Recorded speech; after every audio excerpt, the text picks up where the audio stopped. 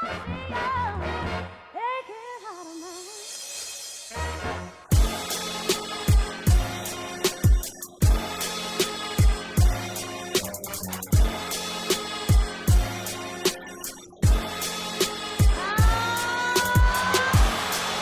have a timeout. Decide not to use it. Curry, way downtown. Bang! Bang! Oh, what a shot from Curry! With 0.6 of a second remaining. Yo, what's up, everybody? This is the Outlet Pass Podcast. I am your resident JT McConnell, the homie's homie. More importantly, my real name, Justin DiVirgilio, on a muggy, kind of cloudy South Philly afternoon. And on the line with me is college graduate, one of my best friends, Dante. Congratulations again. He's up in Boston, of course. Thank you. Say what's up to the people. What's good? I'm back. The co-host is back. Yeah, let's get it. Because we had, at least in the past month or so, you've been subbed out. You've been Joel Embiiding the podcast, load managing the entire time. I was on a three-way pod. We did a three-way. Well, four people on the phone call. You and Serve on one end, and me and my buddy Matt on the other. He was dying to get on this one to talk about Game 7. He's hysterical. He's very interested to see what's going to happen. I have comments that he's given me, so I'll provide those while we talk about the Sixers and Raptors in a little bit. So we're going to have some producer notes. Yeah, well, Wells isn't here for this one, so no crazy producer notes. All right. Well, might as well get right into it as the Sixers played the Raptors last night, if you guys were paying attention. I hope you were. And the Sixers tied up the series 3-3, 112-101 win. And I'm elated about it because I expected them to win, but for it to happen in the fashion that they did it, I couldn't really ask for anything else.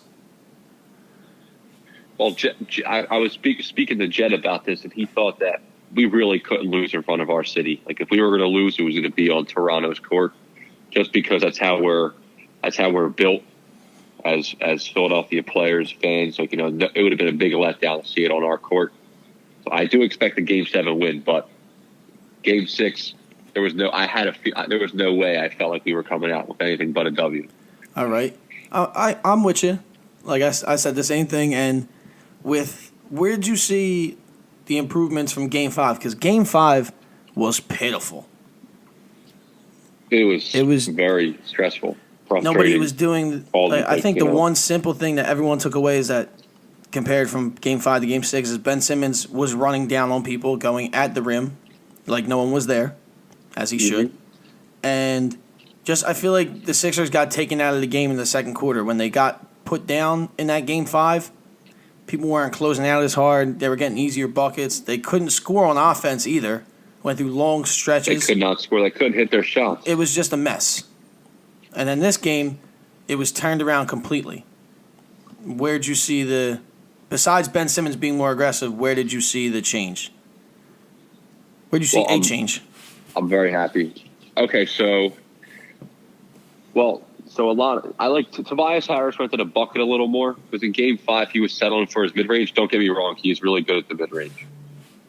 You know what I mean? But with Ben running and then dish outs to Mike Scott, Ennis. I mean, those guys are playing well.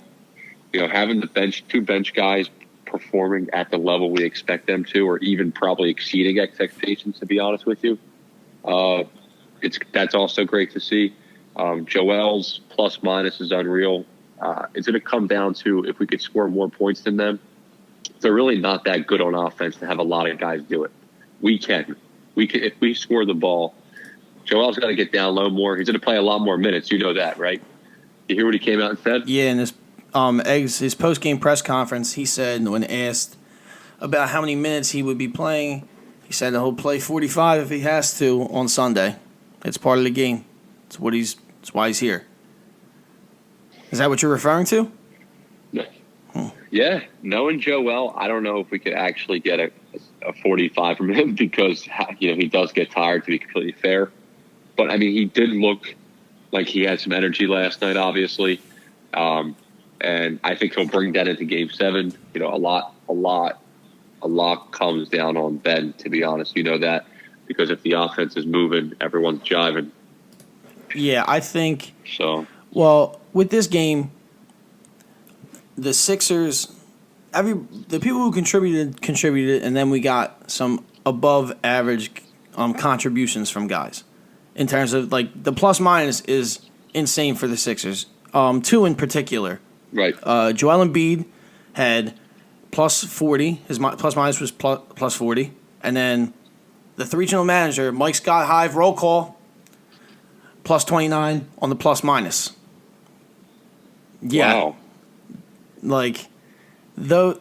I didn't know that one. Yeah, see, I didn't know either until I read it, and I was just like, all right, that makes sense. He was playing incredible. He was hitting his threes. He was talking his shit, playing defense, rotating, rebounding. What was that one play where he, like, slipped in on the right side and did a little one-hander? I was like, all right, Mike Scott, I see you. You know what I'm talking about? What quarter? You remember? Maybe the second or the third. It's like a little floater. He was cutting to the basket. Someone dished it off to him. I think it was Ben that dished it off, or Jimmy. And he just, like, floated it in. I was like, all right, Mike Scott. Usually you find him on the three-point line. But I think it might have been Jimmy. In the corner. Because he cut, and then him and Jimmy usually, like, they're boys, so they know. That's what I equate it to. I give it up to that they're boys. They know where they're going to be on the court. So it might have been Jimmy, but I do remember the play. I do remember the result, not who passed it. So I didn't really answer your question. Were you upset when Ben was deferring to Jimmy in the earlier games of the series, and now seeing Ben like that, you're okay with that? No, because if you have the ball and decide to be in autopilot, then don't have the ball as the point guard. Because when Ben doesn't attack like that, there really is no offense to his game. He runs towards the elbow or the wing, dribble handoff, or does the hezzy move and then goes to the basket, or picks it up and turns around and tries to find someone else and then goes to the baseline and chills out. I mean... Yeah, well, we can't have him chilling out. Exactly. So when he does have the ball, he has to attack. And then even when he doesn't, just hang out on the rim and be active. You see how many offensive rebounds and tip-ins he tried to do yesterday and made some? You're quicker and stronger than the guys. You're quicker than the guys smaller than you. You're stronger than the guys smaller than you and quicker than the guys bigger than you. I'm not saying anything new. It's just simple. Just do it. Just do it. But I don't know why he doesn't. I think it's because he defers to Jimmy Butler. No, dude. This was a problem last year. He should be. This was a problem last year. He just hides, but we can't have him hiding in Game 7 if he wants to win. So we got to. What type of Ben Simmons are you? The same one. Come out? That was yesterday. I hope. I don't think so too, brother. Think this may be the last time. Like, if you don't wake up for this, I'm not gonna bury him. But I'm saying, like, that's not even good. Like, we know what you're gonna do. Like, he's seen it every time this postseason. When he doesn't play how he should be playing, like, naturally, he looks like he can play like that anyway. And he does bad. But then when he does, you see great results. He affects the whole game. Yeah, his game's good. And when he plays good, like Jimmy said in the interview after the game, when he plays good, the team plays good. He said that? Said something like that. When he's aggressive, Ben plays good. I mean, the team plays good. It makes sense. It's like 1 + 1, guys. It makes total sense. It makes too much sense. Yes, sir. But he was a big factor. But that guy on the other side, he was still a problem. You still had to worry about him the whole game. Kawhi Leonard played 40 minutes. He will continue to be. That dude's a solid player. Another thing I'll quote with John when we were discussing was we talked about how the minutes Joel is out are the most impactful minutes for Toronto when he's off the court. And we got to figure out how to, make that work, because if Kawhi's playing 40 minutes, like you just said, and Joel only averages 33, not even, what are you going to get, You're going to get a lot of minutes of Kawhi eating. Well, so we can't have that happen. And this is what you do in my mind. If I'm coach, I don't care how many minutes Joel Embiid played, like average this season. This is possibly the final game of our season. You were playing as many minutes as possible. As many minutes as I can put you in for, and you're not like super duper gassed, you're going to be out there. You're the best player on the team. You're going to be out there. That makes no sense. What are we here for? Why did we sign him to an extension? Why did we wait 2 years for him to be injured? That doesn't stop. You're an adult now. He said it like, I don't get it. I get you guys are like still like trying to be cautious, but like if he gets hurt or he's sick, like after this and they lose, all right, he has time to wear off from playing 45 minutes for the first time ever. Right. So we're gonna have to see a lot of minutes from him, and he's gonna have to shoot the ball. I mean, he's gonna have to fucking do something with the ball. He's got to give us like 15 shots, be active around the glass. Be down low a lot more. Be down low. All I know is, I mean, he gets him tired down there though. He took 14 shots last game. He had 12 rebounds, and if he gets plus 20 on the court as opposed to a plus 40, I'm pretty sure the Sixers will be in good shape. So, I'm with you there, and we have a little something for Kawhi. I can't play it. I'm going to add it in later. It's one of, like I said in last week's podcast, it's my favorite Philly team theme song. And it's something a little fun. I'm a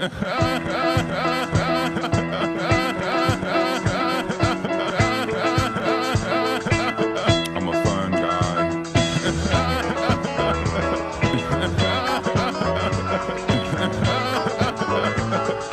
I don't even know where you're sitting at. I just can't give you a whole spiel. I'm a fun guy.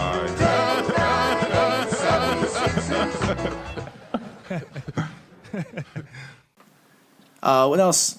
Let's see. You got predictions? You got score predictions for Sunday? Score predictions. Yeah, since it might be the last game, so let's get a little fun. I think we'll put up 108 points, and Toronto put up 101, and we'll win the game. Okay. All right. I got. I mean, it's a good score. I'm gonna go with like 117, 117, yeah. 117, 111. Well, you got them scoring 117. And who's winning that game? You didn't say who's the winner. The Sixers. Hey, my guy. My heart. I said the series would go 7. So did I. Although my head said 7, and they still could lose because we're here in Game 7. It's the last one. I'm going to go with the Sixers because I'm feeling great. And I've seen when our guys do what they're supposed to do, and even when Toronto does what they're supposed to do, they're not going to beat us in this playoff series. Starters versus starters. We are better. Yeah. That's pretty much it. Pretty much it. Any Sixers talk left? Sixers. What do we got left? You got anything else you thought about? For any Game of Thrones fans out there, I hope a lot of people saw the meme that said, with Julius Erving saying, what do they say to Dr. Death or the God of Death? And it said, not today, with Ben Simmons saying it. So for all Thrones fans out there, you understand that. Arya reference. So I already saw that. All right, let's get back to it. I saw that, and I didn't understand it. Oh, my God. Well, yeah, because you don't watch the show, bro. Yeah. They're missing out. Yeah, at least you started this. You started The Sopranos yet or still not yet? No, dude, I got to finish Shameless. Yeah, all right. Come on, get there. I mean, there's only so many hours in the day I can watch television and not feel terrible about myself. That's true. That's fair. All right. Speaking about feeling terrible about yourselves, the Boston Celtics. I think that's kind of what they're feeling. They're miserable up here, but you know what they're trying to scheme? This is what they do, these Boston mother efforts. They scheme and they're like, oh, well, the Bruins are in the Eastern Conference Finals. Game 1, we won last night. Celtics, we didn't think they had a shot. That's what we get from them now because they switch right to the Bruins. I ain't down with that shit. But that's what they were doing. Everybody was gassing up about the Bruins last night. And let me tell you this. This is why I was so pissed off last night. All right? I understand I am in Boston, but there was 2 TVs in the restaurant in the one area, not the bar. like where the restaurant part was. And one of the TVs had the Bruins on, and one of the TVs had the Sixers on. Well, this Bruins table came in and argued to get the Bruins on both. Are you kidding me? Are you kidding me? This is game 6, brother. You guys are in game 1. No respect. I was so mad. Clearly no respect. I said to the waiter like 3 times. Shout out to my guy Jack, who ended up pulling up on his phone the game, so we watched it at the table. But we were like fools on our phone watching the game. The dude took the TV away from us. You can imagine how that was on a screen. Yeah. I mean, for the past decade, the city has ran championships. They just won everything. Yeah, for sure.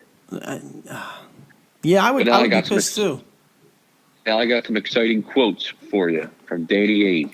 We'll whip one out on you. I got a quote. How about that? Doing some work finally. Every time I'm in the training room, I see them glued to their phone, checking to see what people are saying. I don't understand it. And if that's one potential cause of unhappiness, then it's not worth it. Danny Ainge on eliminating social media. You know, I think Kyrie is really, really involved with social media on the back end. You kind of just watch his looks, and you could see he was so indifferent in the entire series and just so blasé to people, to responses, and he's just so agitated, and I think he just needs to get out of there at this point. And that's what all the Celtics fans believe as well, that his time's numbered. So Boston being in Boston, playing with Tatum and Brown and Al Horford, I'm just naming everybody. I don't think all these people are made Kyrie or pushed Kyrie to be indifferent. Terry Rozier, Marcus Morris, Brad Stevens even. So you think it was more the players or it's Kyrie? I think it's him. I think it's him, but it's involved. It's what he's surrounded with, and I think what he's surrounded with is, you know, the media in his face, because he is in a big market, and before this market, he was in Cleveland, which, you know, I mean, they won. But yeah, I'm with you, but which was made a big market because LeBron's there. Which was made, yeah, but I mean, like, you know, it just, he was the number 2 for a while though. So I mean, like, but now being the number 1 in the Celtics, he can't be the number 1 guy if a team's going to win a championship. No, yeah.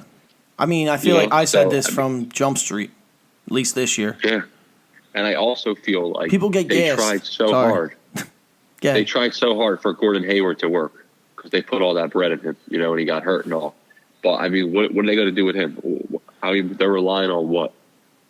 I think, like, they're definitely by no means, like, I mean, what happens this summer? Like, are they going to, like, hold on, just piece out players? Yeah, they definitely have a lot of questions to answer. I don't even have any answers to their questions because I was just happy they got knocked out as a Sixers fan. I'm happy they got knocked out too. I'm not thinking about their future right now. Don't want to think about the summer. Yeah, I know. Yep, I know. That's me.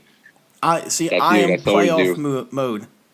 LeBron's not in the playoffs this year. I'm taking his energy on. I'm thinking about the playoffs. All right? Gotcha. Okay. Now, say no more, Pop. A thing with Kyrie and somebody ironic, I just realized this guy's name was Justin. Maybe that's why I agree with this, or I think this is funny so much. Guy named Justin Termine on Twitter. He's verified.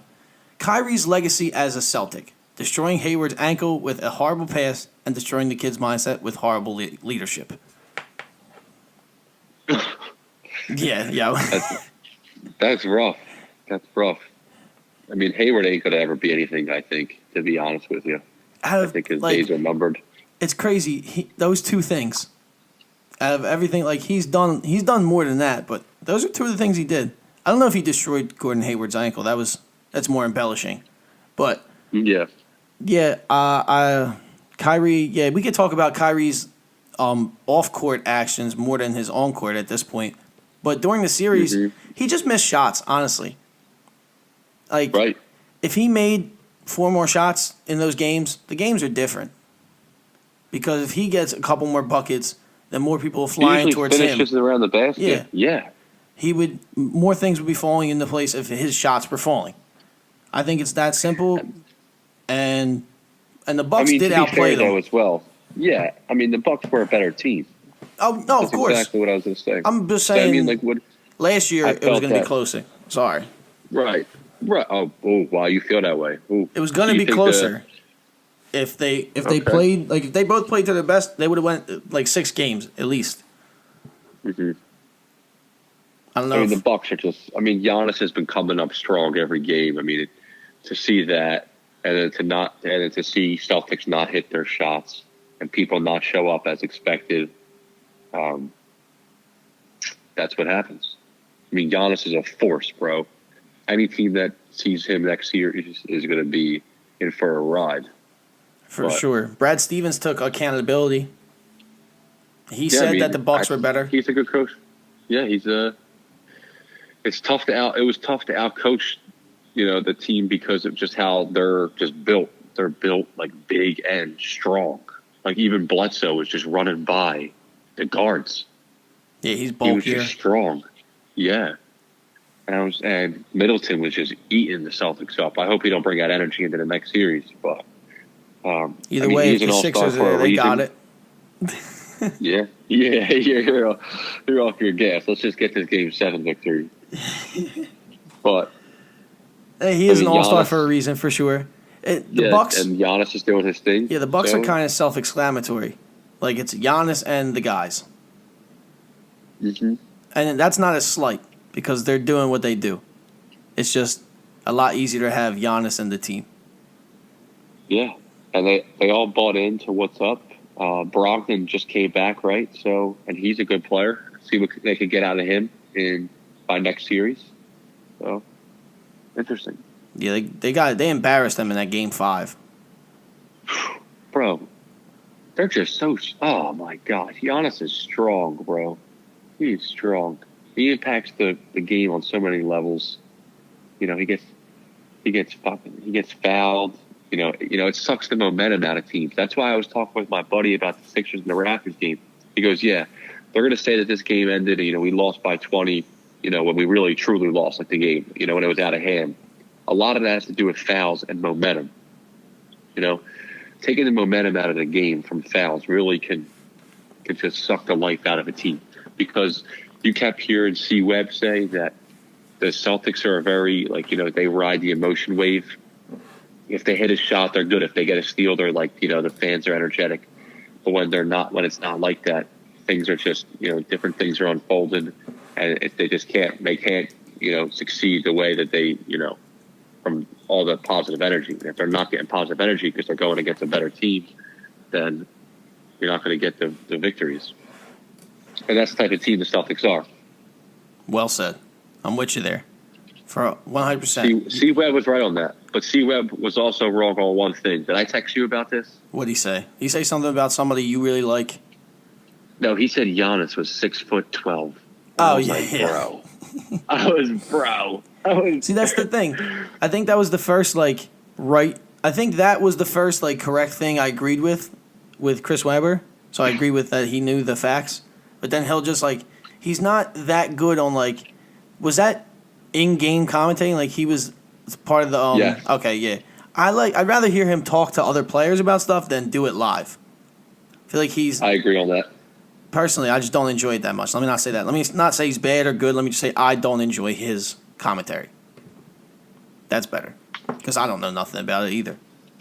Whose commentary do you enjoy, though? You like Grant Hill's? I really enjoyed that. Ooh, yes, we do. That piece he gave. We have a little something from Grant Hill, which will be placed in right after here.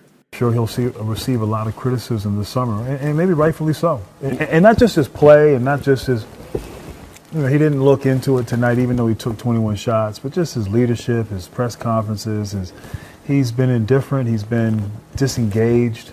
And as Isaiah said before the game, certain franchises, you just can't do that. In Boston, that's one of them.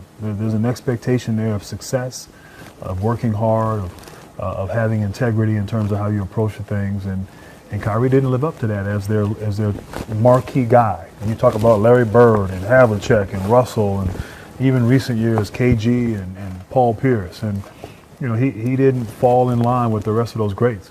And then you can talk about your comments about it. What'd you think about what he said? I thought Grant Hill, just was on point with his comments about Kyrie. And just the players that have come through there and the talent they've had, that wasn't what, he didn't bring what they brought to the table. And also, a little funny line. Someone said to me, Isaiah Thomas's career is going to end like that. Hate to say it, but Isaiah Thomas looks back and he sees this, It's frustrating. Wait. Explain that. What's Isaiah Thomas have to do with it? Well, it's just like how the Celtics have unfolded, and they just dipped out from Isaiah Thomas, and now Kyrie's he ain't even gonna be here. And he's gonna dip out from them. So he's gonna now Isaiah Thomas, if he still feels the way he felt when he got traded, probably be like, all right, cool. I knew that was gonna happen. Good. Glad I'm seeing this. Because why were you gonna give up on me when I was like, I liked you and you got like I brought the Celtics back from when they weren't good for a couple years. I played MVP caliber level, and you guys traded me. They went all business, and they traded him. You guys and now rolled. He has to look at this. The Celtics burn. Yeah, and he's hanging out on the Nuggets with him and Michael Porter Jr. hanging out on the bench, cheering their teammates they on, are dude. on the bench. I'm pretty sure he's a lot happier right now. Next year? Say it again? I wish he was playing. Is he not playing because he's just not good enough to play? He's just not in their rotation. He messes up like their whole scheme. Right. So who do you think's going to win that series? Nuggets Blazers. I think that the Nuggets are going to take it. Watch your mouth. I want the Blazers to take it. No, let me do that. Actually, I'm doing it with the Sixers. Blazers got it. Even though the Nuggets should win because they're one of the best teams in the NBA at home. They're a good team at home. They really are a good team at home. But at the same time, Blazers and Denver both took a game each from their home court, right? Well, yeah, that would have to happen in a 7-game series. Yeah, so that is facts. I mean, they could both win. No, yeah. Everybody can win their own home games. You're trying to play me. I got you. Ha-ha. But I don't know. I enjoy watching the Blazers play, and when their dudes are on key. I mean, Rodney Hood last night and Zach Collins were just playing so well. I mean, you know what you're going to get from Dame. You know what you're going to get from McCollum. I mean, these are superstars. I mean, Lillard's a superstar. McCollum's an all-star, where he doesn't get enough respect sometimes. But they hit their shots. They were active all around the entire game. Assists. And then the defense from Zach Collins, man, with Enes Kanter being hurt right now, I got to say the Blazers are going to take that series. All right. I want them to win. I just think the Nuggets are going to pull it out at home. It's going to be a fun one. You got how about now how weird is this? You know who was exiled from pretty much legitimate NBA play on good teams after his postseason last year? Who? Rodney Hood. Yeah. And you know what he did last night? And now look at him. 26 points. He was so efficient. I think he missed like 4 shots all night. Got to the foul line. He started off the game with like 17 points with like 1 missed shot. Rodney Hood, 8-12 from the field, 3-4 from 4 3-point range, 6-9 on his free throws. Plus 21 his plus minus was. And my favorite play of him wasn't even him shooting the ball. It was him with McCollum coming around when Rodney Hood put it back off to him on the McCollum 3. Yeah. Oh, that was sexy. And then he sexy. He had a big one in the fourth quarter. They just played fast. Damian Lillard woke up in the third quarter, hit a couple 30-footers. Just let him know, I'm still doing it. So a couple off nights.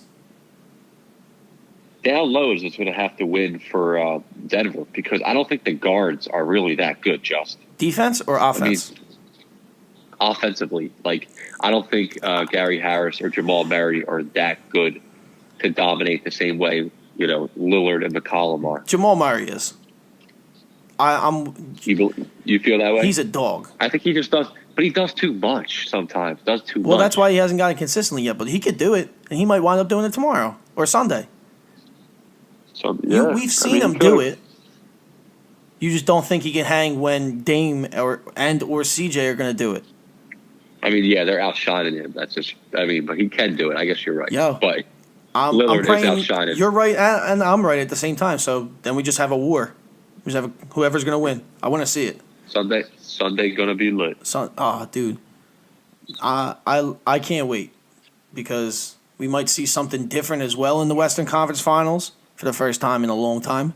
What it feels like, and the Blazers and Nuggets are just as important to me because those teams weren't even thought of to go this far probably at the beginning of the season. Right.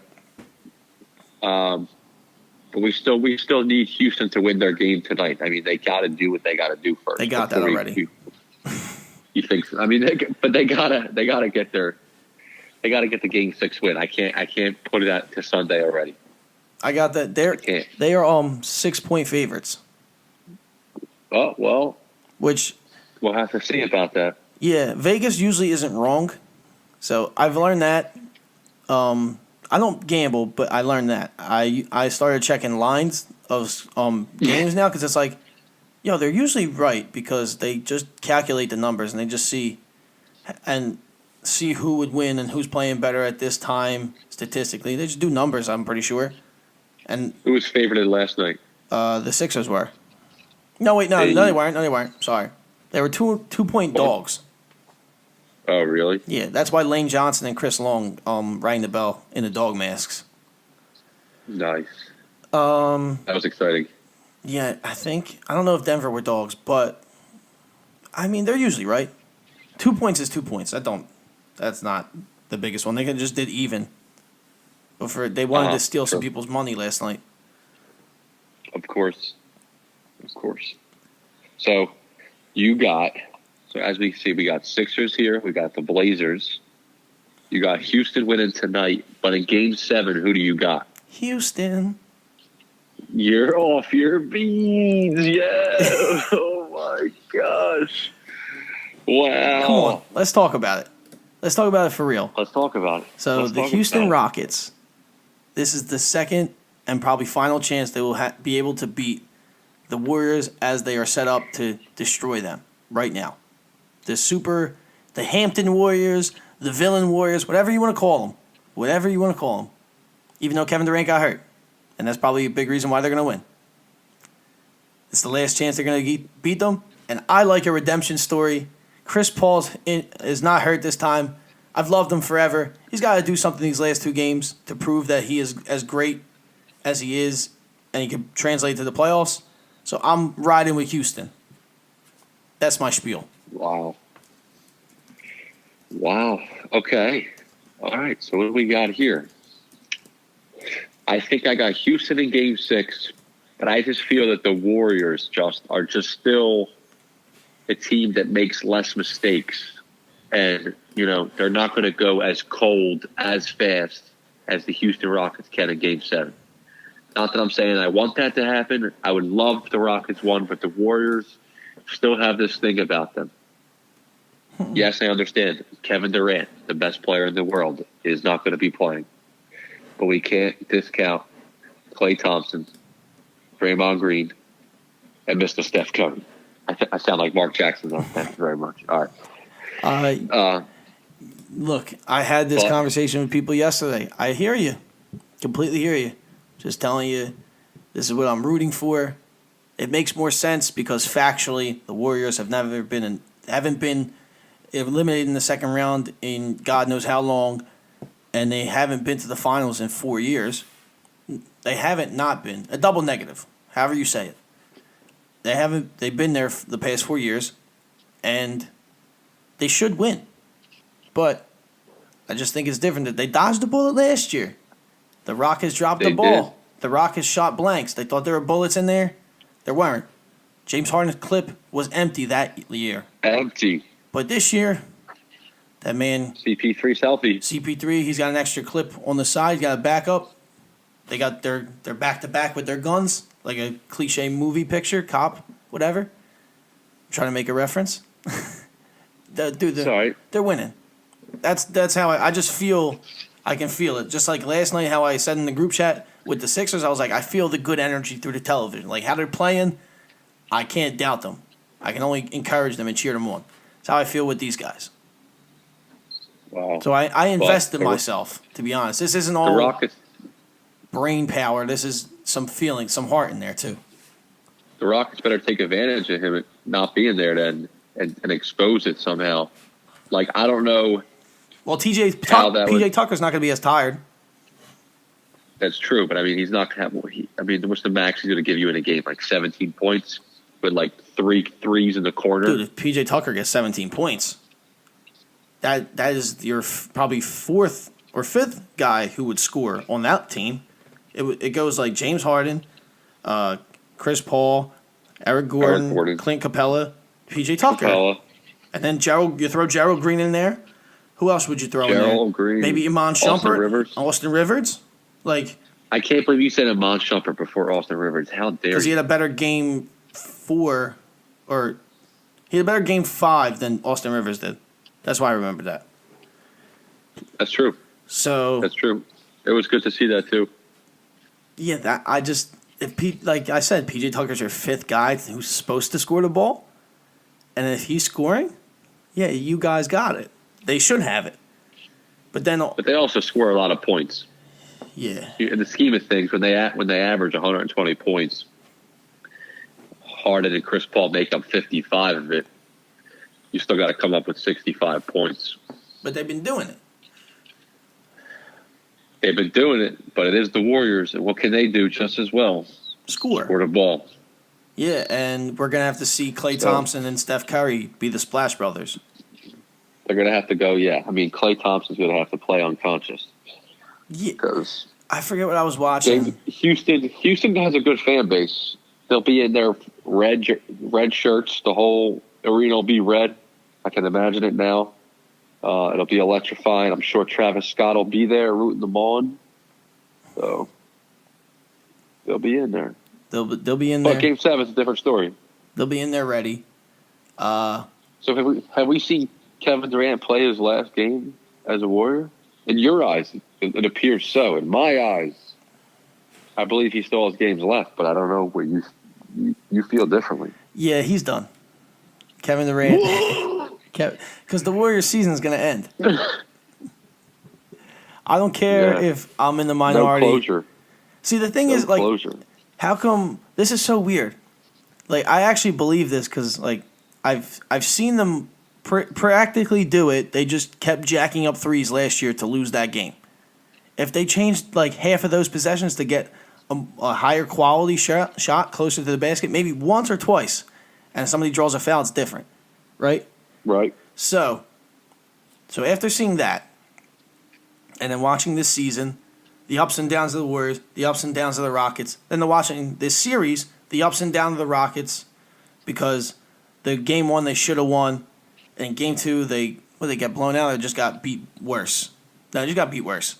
James Harden has had an eye issue the whole time, still just nothing, tunnel vision. I'm scoring. I'm gonna get these wins. He's a dog. He's a dog. He's a dog. Seeing the improved play from those guys, KD's out now, and then Take advantage. everybody that questions my just take of I think the Rockets are going to win are the same people that hate the Warriors all season. So you guys, people who hate the Warriors, are going off feeling your heart, like you don't like watching them win. So I like watching You the also gotta Rockets win. I'm with you now, and now it's like dude, the Warriors are still going to win though. You're just like accepting the negative part about it, if that makes sense. Like, another year, dude. Like, nah. It's like the Patriots. These dudes find a way to win. Sickening. I don't want to show no more love to these Boston dudes if I don't have to. But just no.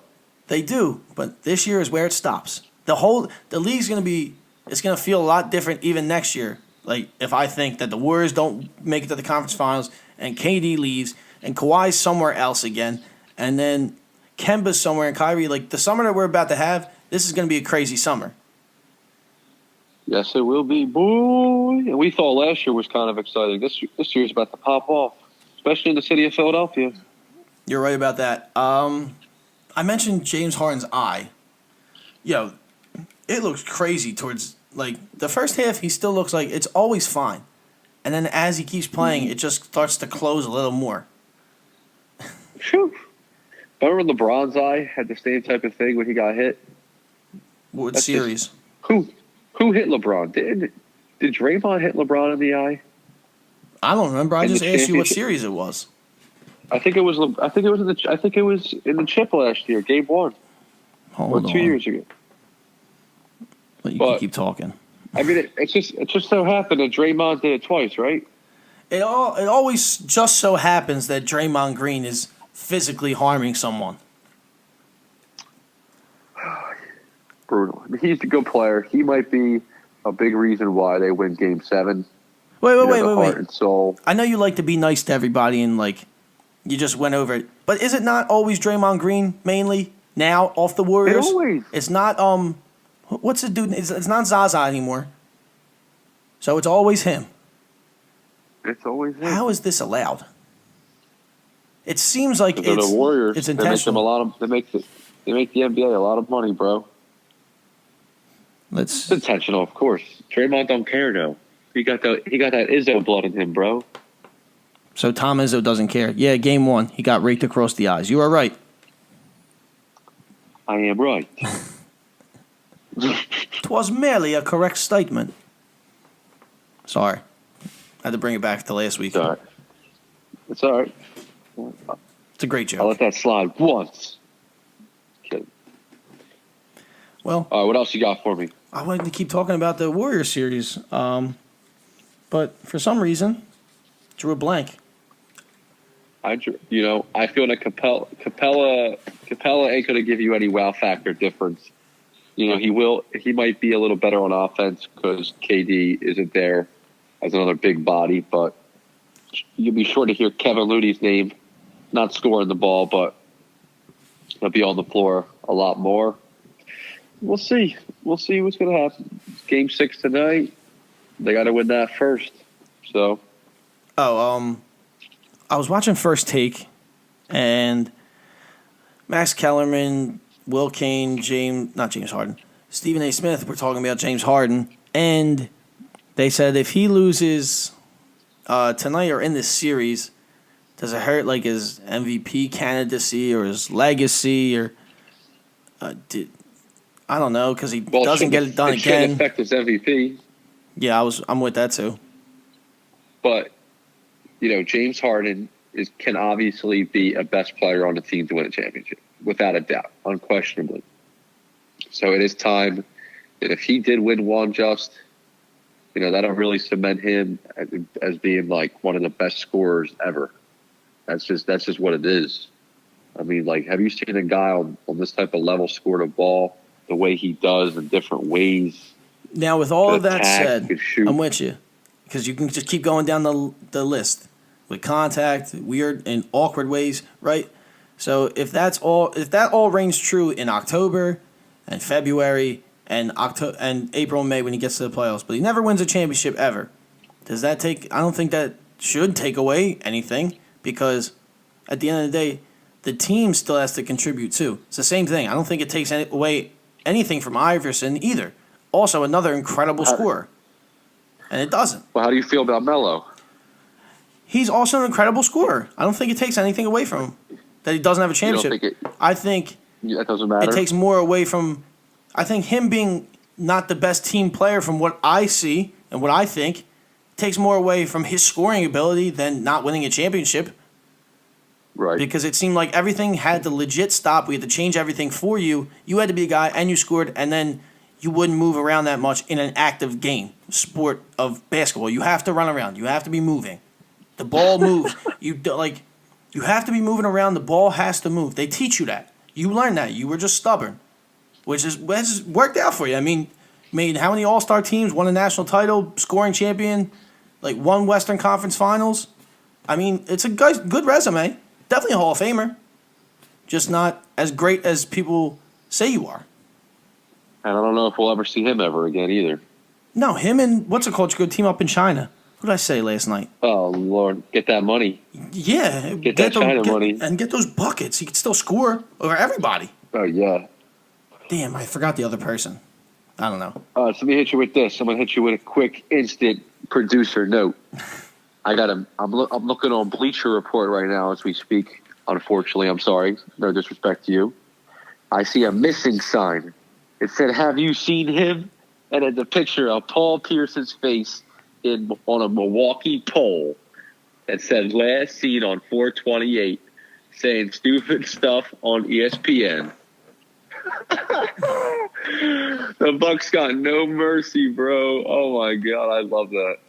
Oh, I gotta love that. I'll see that ass next series, though, brother. How about that? I love it. But I love that they're clowning Paul Pierce, but at least do it like we seen you just ripped that from the Nets fans. Like they just did the same thing with Ben Simmons. So, well, let them come with that energy, bro.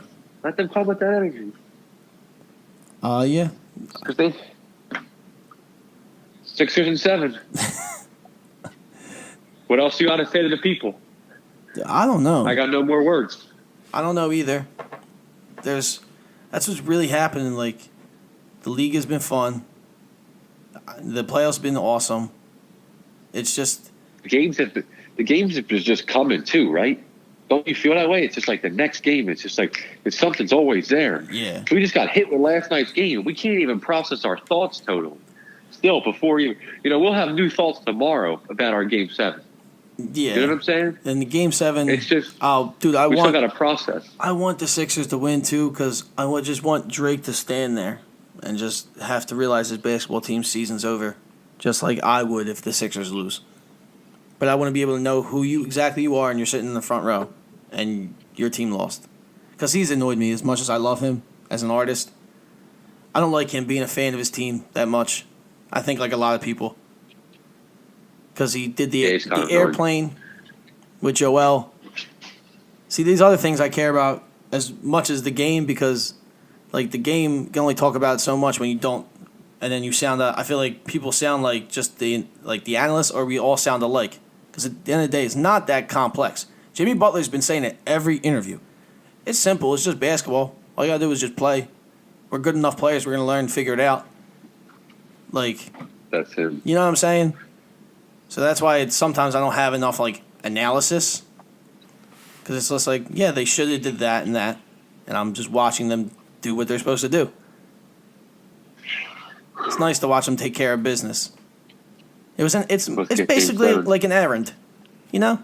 Let's get it. We got to do it. So the Toronto Raptors are an errand on Sunday night. Something they're gonna do. Let's check that. Let's check it. Let's check it. You want to give your people or give the people your socials? 186. Nah, I'm only kidding. Yeah. I better give them my social. Wallin. No, that is actually the first 3 numbers of my social security. So I think that's everybody. Right. I mean, is it really? Yeah. I didn't know that. Oh, look at me. Mr. Finance doesn't know that? That's all I had for them. All right, that's it. Okay. I flopped. Well, you can follow us 6 and 7. on Apple Podcasts, Spotify, SoundCloud, YouTube. Search the Outlet Pass Podcast. Like, comment, rate, review, subscribe. Rate it 5 stars. Repost, tell a friend to tell a friend. On Twitter, @pass_podcast. On Instagram, @the Outlet Pass Podcast. I'm on Twitter and Instagram. Same thing for both, @_JD Virgilio. And that's all my socials. And this has been the Outlet Pass Podcast. The ball being our opinions, and we're passing it out to you. Peace.